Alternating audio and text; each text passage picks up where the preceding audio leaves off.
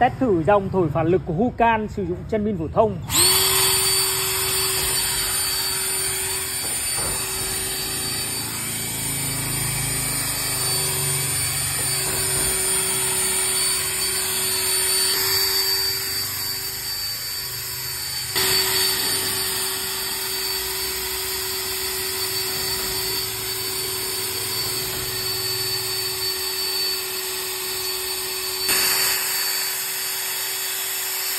Rất khỏe luôn mọi người này.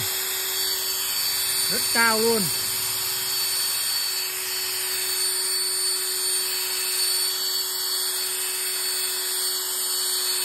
Sử dụng chân pin phổ thông nha, mọi người có thể sử dụng pin phổ thông mua mỗi thân máy là được thôi.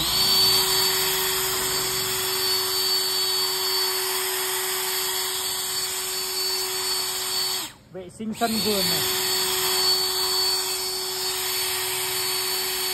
Rất khỏe luôn.